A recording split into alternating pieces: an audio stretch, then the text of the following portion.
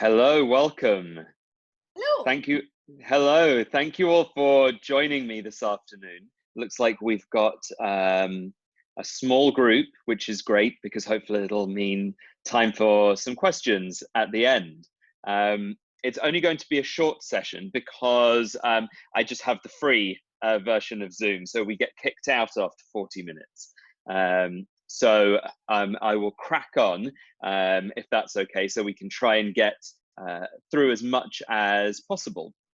This session is all about working with Project Zero thinking routines within the theatre classroom. Can I just get like a quick raise of hands? Who's familiar with Project Zero and their thinking routines already? Yeah, it's a little bit. So Project Zero set up at Harvard University, and it's a think tank really for ways in which students can make what's going on inside their brain be tangible to them. So we actually begin to understand the way in which we think and the way in which we can improve the way that we think. And they've come up with this whole series of different thinking routines which help the students to practice the way in which they make that thinking visible. And the idea of it is that you take various routines and you use them over and over so that it becomes second nature to the students. So eventually, over a period of time, they'll start using that method of thinking without even thinking about it. And that actually does happen. I've seen it in practice. I'm going to be looking today at a routine called See, Wonder, Connect. And then I've actually added compare on at the end to make a 4-part routine. You might be familiar with the routine See, Think, Wonder, which is one of the most well-known of all thinking routines. This is the next stage on from there, really. It's a more complex routine, and it's designed to embrace curiosity in the students, and hopefully we're able to see how that might come about as we go through the routine. I've written out a Google Doc, which I'm going to share onto the chat. So you don't need to write down the questions that I ask you as we go through it, because you'll just be able to take the Google Doc. So I'm going to treat you as participants for this. So you'll get to experience what a student would as we go through the task. So I've selected to use this thinking routine today as a way of examining moments of live theatre. You'll see as we go through it, it could be used in many different contexts. You could use it to examine images, to examine starting points, lots and lots of ways you could do it. I thought this was perhaps a way that wasn't immediately apparent, you might not initially think of. So that's why I decided to do this particular context with you. So I'm going to start off by sharing my screen with you, and we're going to look at a small moment of theatre. So,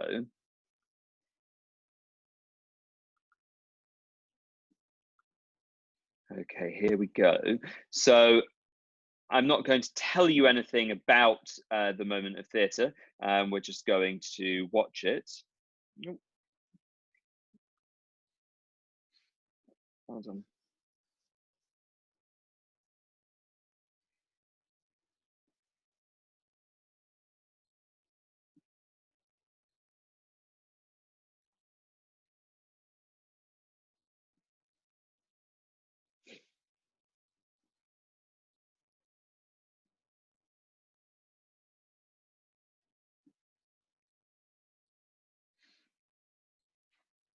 Can I just ask you to put your thumb?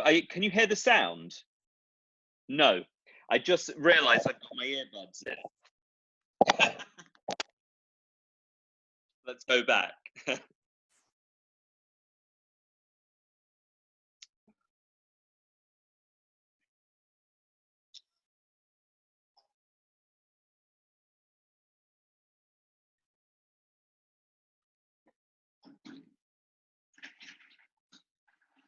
Okay.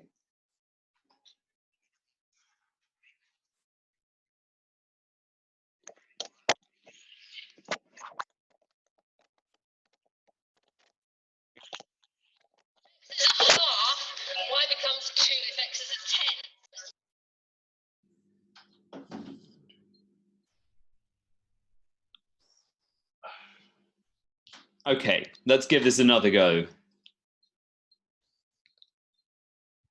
A success, and that it was worthwhile going on trying. I therefore propose Srinivasa Ramanujan for a fellowship of the college. Master, I have to say, I'm not having a black man a fellow. I think it would be highly inappropriate to reject a fellow of the Royal Society. Talk a little about your doubts over his lack of use. Oh, that was a dirty trick. Apparently, some of his methods are quite unorthodox. Nobody knows how he's arrived at his conclusion. He's trying to top himself. Like all Indians, he is fatalistic. It is terribly hard to get him to take care of himself. Everyone is frightened of the continual illness and solitude afflicting his mind. He has now left the hospital near Matlock and gone to London to rest.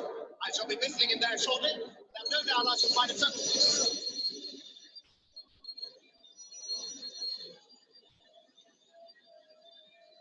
Yes, sir.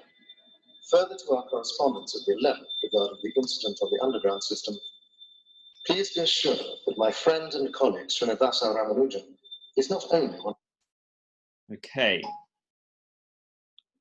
So, I'm still getting used to Zoom. I'm just going to stop the share for 1 second because I think there might have been someone else trying to get in the room. Oh, they obviously didn't wait around as we were watching that clip. So I'm going to play that a second time for you now. So that one was just for you to enjoy the moment.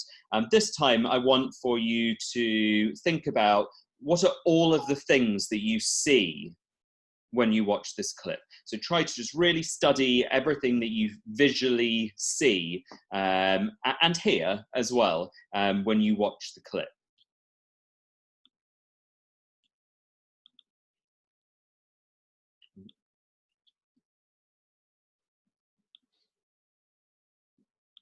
So I am aware that for the time being I'm not an ideal sport. There is no doubt that any striking recognition now would be a tremendous thing for him. It would make him feel that he was a success and that it was worthwhile going on trying. I therefore propose Srinivasa Ramanujan for a fellowship of the college. Master, I have to say, I'm not having a black man a fellow.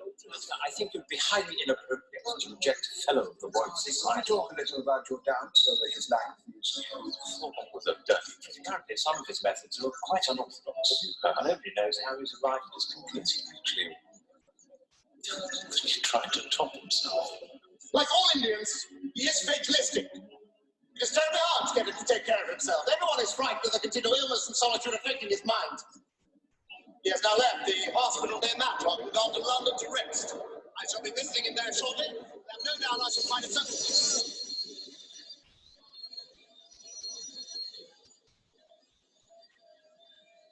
Yes, sir. Further to our correspondence of the 11th regarding the incident of the underground system, please be assured that my friend and colleague Srinivasa Ramanujan is not only one of the most prominent mathematicians of this or any age, but also a fellow of the Royal Society, and as such, one would hope that any misdemeanor will be overlooked. Okay, so we're going to watch it a third and final time, and this time I want for you to zoom in on one thing in particular. So it might be that as you were seeing there in the second viewing, you thought that something about the light was particularly interesting to you. And so therefore, now you're going to zoom in on just that. Forget about everything else. You're only going to make observations about that one thing. Or it might be that you wanted to zoom in on the text that the man was saying and really think about the meaning of what he was saying. So you're going to just zoom in now on one particular thing that was particularly interesting to you. So have a think about what that is now. And we'll go back for our third and final viewing. Here they are.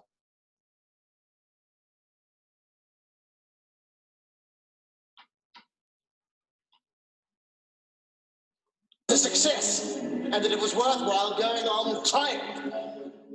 I therefore propose Srinivasa Ramanujan for a fellowship of the college. Master, I have to say, I'm not having a black man a fellow. I think it would be highly inappropriate to reject a fellow of the Royal Society. Talk a little about your doubts over his lack of use. Oh, that was a dirty trick. Apparently, some of his methods are quite unorthodox. Nobody knows how he's arrived at his conclusion. He's trying to top himself. Like all Indians, he is fatalistic. It's terribly hard to get him to take care of himself. Everyone is frightened of the continual illness and so much are affecting his mind. He has now left the hospital near Matlock and gone to London to rest. I shall be visiting him there shortly, and no doubt I shall find a settlement.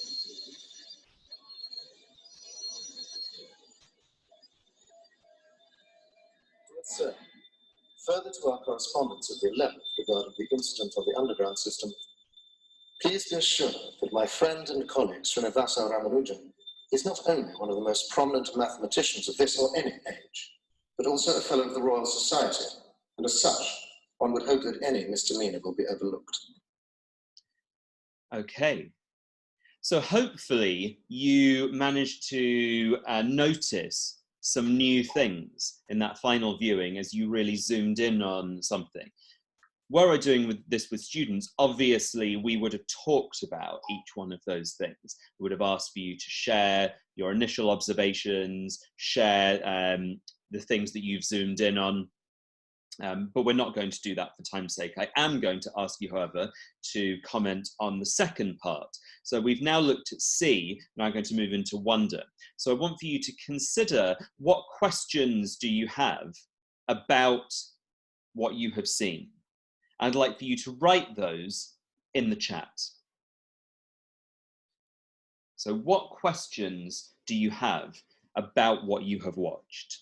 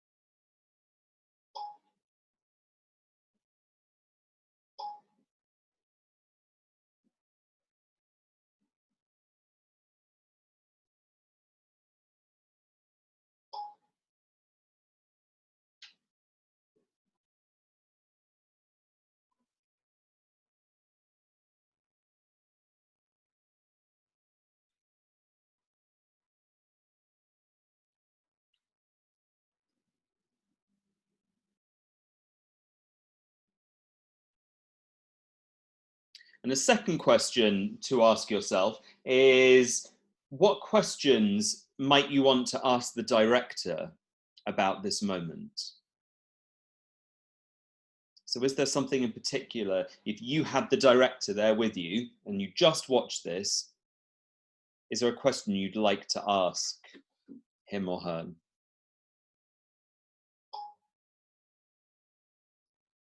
Why did you do this? Why did you choose to do this in this way, perhaps? What were you trying to do by doing X?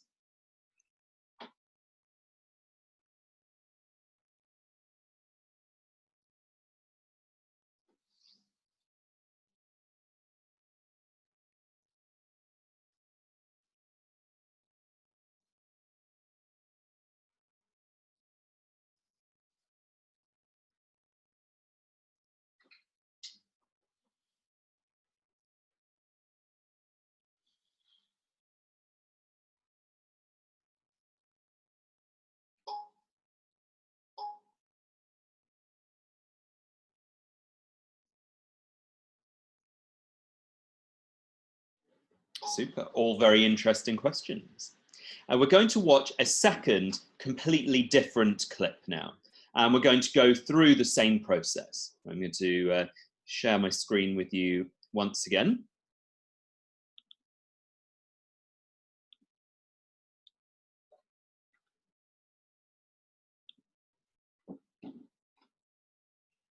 Okay, so first of all, you're going to look at, we're just going to view this twice, this one. So first of all, just listing down everything that you see when you watch this clip.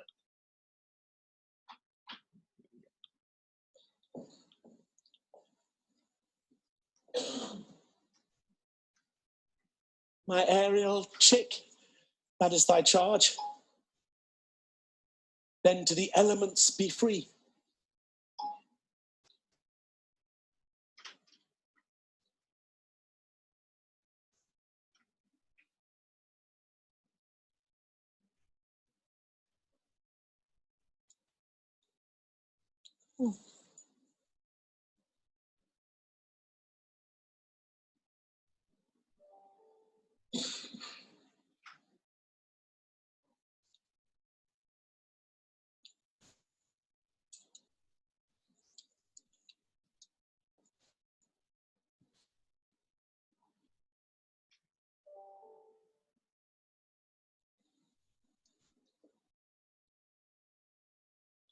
And fare thou well.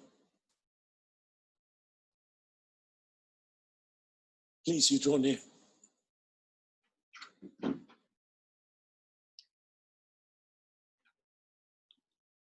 Okay, so we're going to watch this now a second time, and I'd like for you this time to zoom in on one particular thing which interested you in the clip.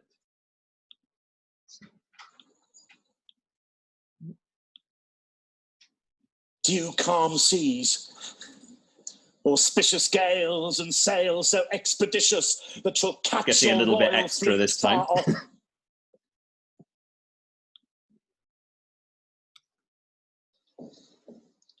So here's where it begins.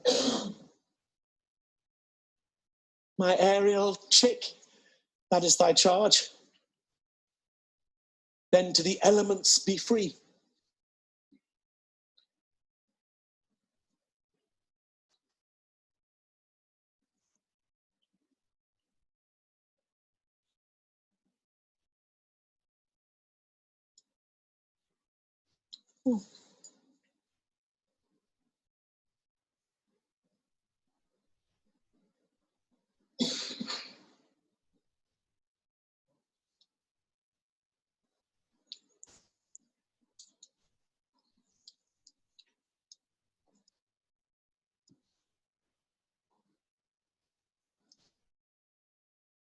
Sorry, the perils of bad internet connection there. And fare thou well. Please you draw near.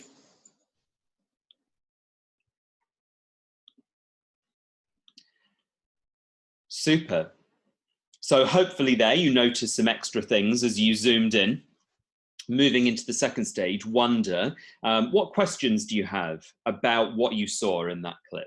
So again, type those into the chat.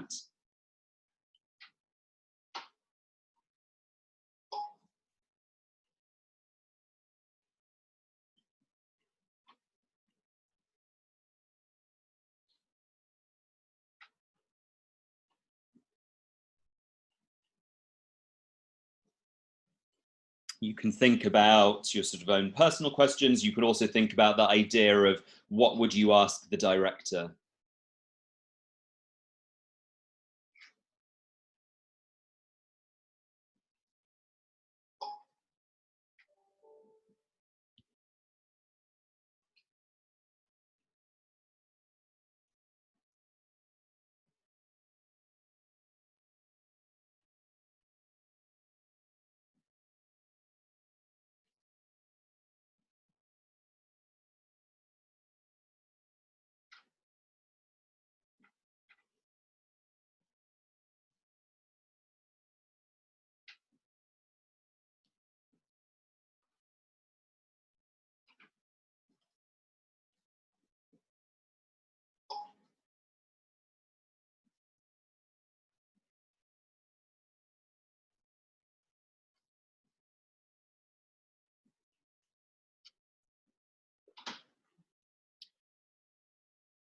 Okay, so again, with students, we might talk about some of these questions. Again, we're not looking for answers necessarily, but talking more about why did you ask that question? What prompted you to ask that question? How did you make that link between what you saw and the question that you came up with?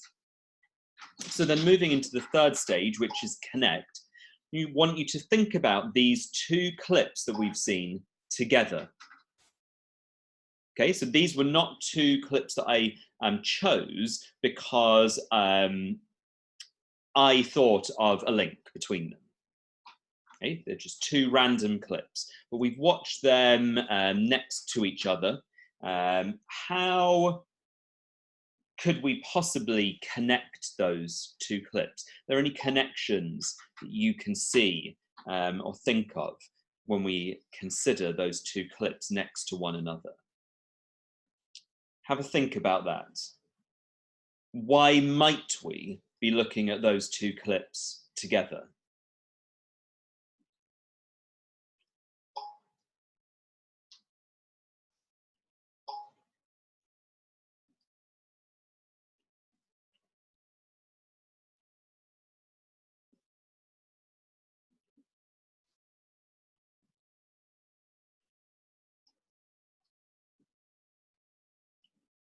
What new ideas do you have about the clips in the light of thinking about them together?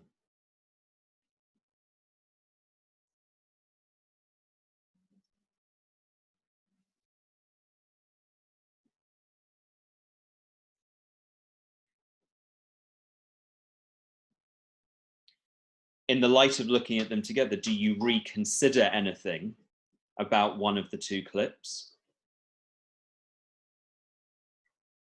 Or does it draw your attention to something in particular from one of the two clips?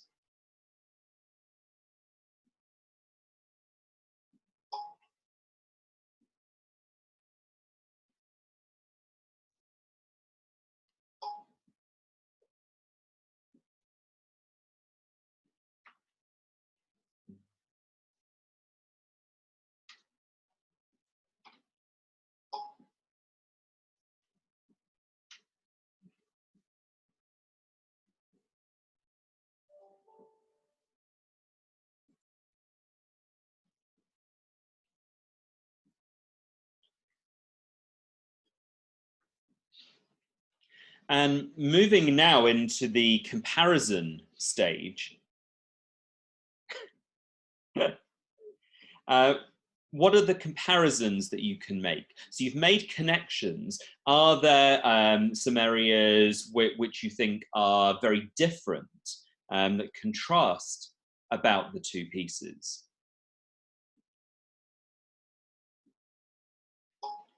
Are there some ways that they highlight quite different uses of space or characterization or any element of theatre, really?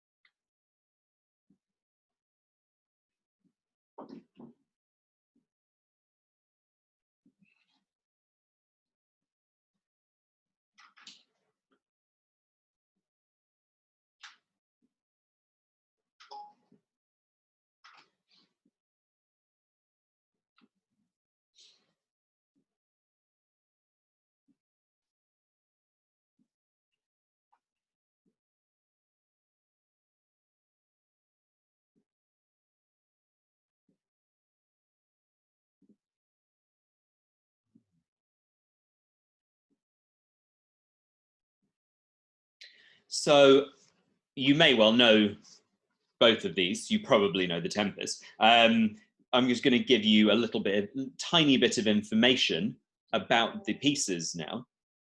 So the first piece that we saw was Complicité's play A Disappearing Number. And the moment that we saw there was a moment from a relationship between two mathematicians, G.H. Hardy and Srinivasa Ramanujan, in the 1920s, who represented really different schools of thought about mathematics. And the moment that we're seeing is really pivotal in terms of their relationship and the journey that Ramanujan's character takes through the course of the play, because he dies at the end of the play. And this is really the turning point in the story that kind of begins to lead to, you know, his downfall towards his passing. The second clip that we see is from The Tempest, comes from right at the very end of the play, where we're seeing the closure of the relationship between Prospero and Ariel. At the beginning of the play, Prospero has told Ariel that if he carries out a series of wishes, then he will free Ariel from his control. And he does just that in that moment that we saw, where he sets Ariel free. to leave him before he delivers his final soliloquy to the audience. So that's a tiny bit of information about the moments that we've seen. Having been given that information, are there any new connections or comparisons that you could make based on that information? Or any developments of things that you've already put?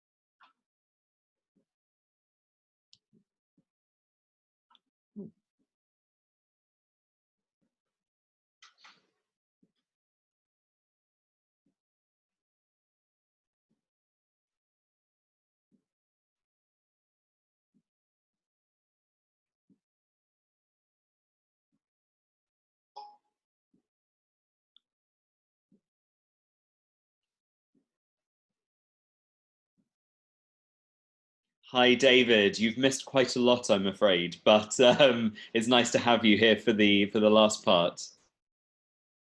It's been recorded for you, so you can catch up.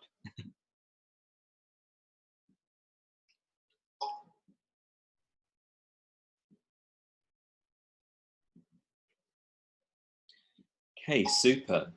Finally, are there any comparisons that you could make to anything outside of these particular two moments? So does it make you think about something else? This could be anything. It could be another play. It could be a piece of art. It could be a song. It could be absolutely anything. But does it make you draw a comparison with something else outside of this moment of theatre?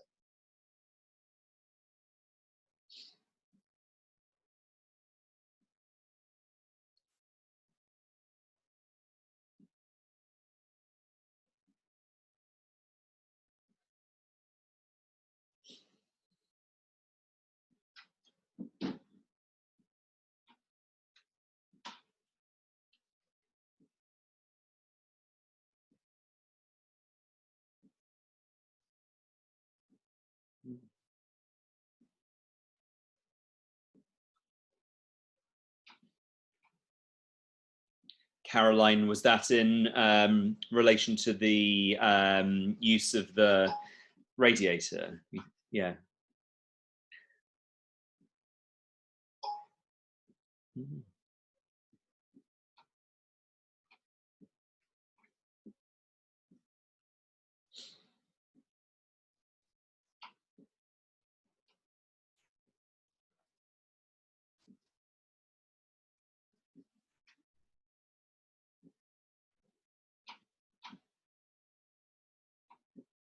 And that might be a moment where, so for example, Tim's written, complicite moment reminds me of much of Idle Motion's work. That might be a moment where we say, okay, let's go and look at something of theirs. Shall we go to their website and take a look for a second? So my final question to you is, how has this process pushed your thinking? How has this process pushed your thinking?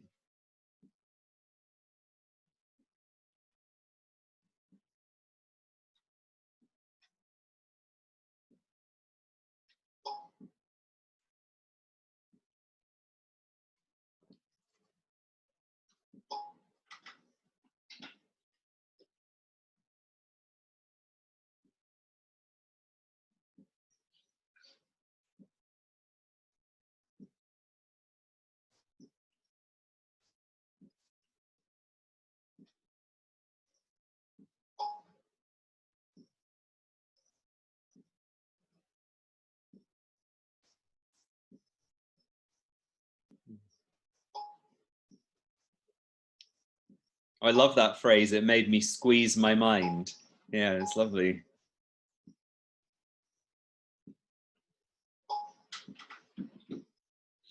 And I think Caroline's point there is vital. I was not told what to see.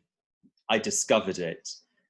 Because even when, just putting sort of IB hat on now, even when we talk about team, we're already guiding the student to look at something quite specific, as we're saying. So let's examine the tension in this moment. Well, we're being told there that there is tension. You're looking for tension in this moment. Where is it?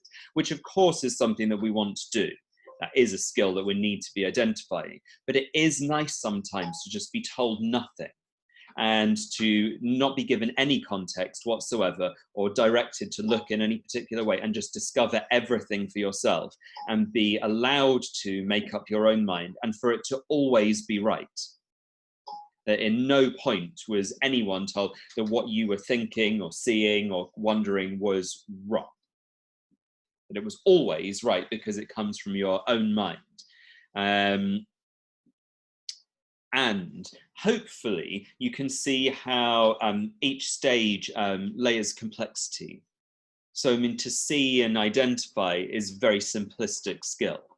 Then to ask questions, to wonder is a little bit more complex. And then to begin to make connections and comparisons is a harder skill and is requiring much deeper thinking. The idea of two pieces next to one another is that it really adds that layer of curiosity, because there isn't an immediate link between the two. It's not that you look at them and you think, oh, it's obvious why we're watching these two pieces together.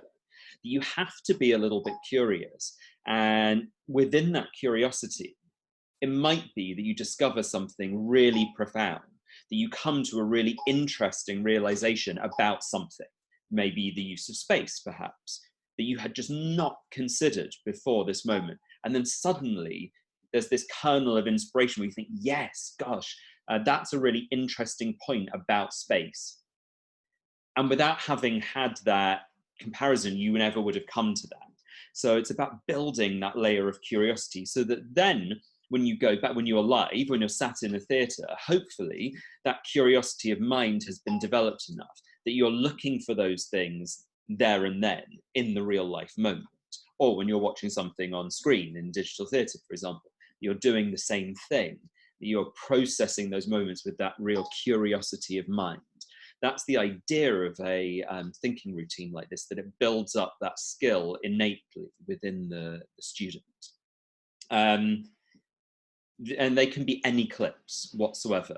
You know, those were just completely chosen at random by me because they were two of the first things that came up on the front page of Digital Theatre Plus, and I know both of the plays. So I knew, oh, I know what moments I could take from them. They literally could be anything. Are there any questions about this particular thinking routine, anything that we've gone through? For me, I think the challenge, we're about, our year 12s are about to come back to school. So we opened yesterday. Yeah. And now I'm going from being on Zoom to not being on Zoom. And I can see this works so well because I talk too much all the time. And you have to shut them and let them do the typing. So now I'm wondering what it's going to be like to be in the classroom doing a process like this. Do you ever use a timer? Do you use something so that they have the time to think? Otherwise, I will think for them.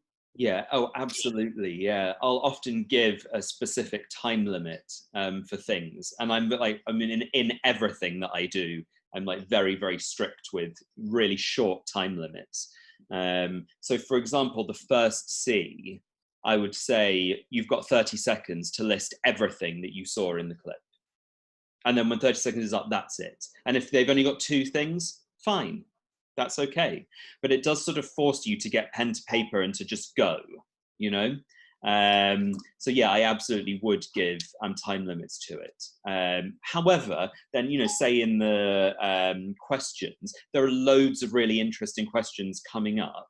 Then maybe we'd extend that and talk about that, you know, a bit longer. And, you know, so there's that flexibility there as well. But I do actually really like this task in a Zoom environment, because I love the way that the chat can be used, so everyone sees the questions immediately. You know, so I might think, going back into the classroom, how could I try and replicate that, you know, using you know, sheets of flip chart paper or something, so that it's not just all, you know, in the student's own journal, but that other people can see it real time, because I think this format works great for this task. Any other observations or questions?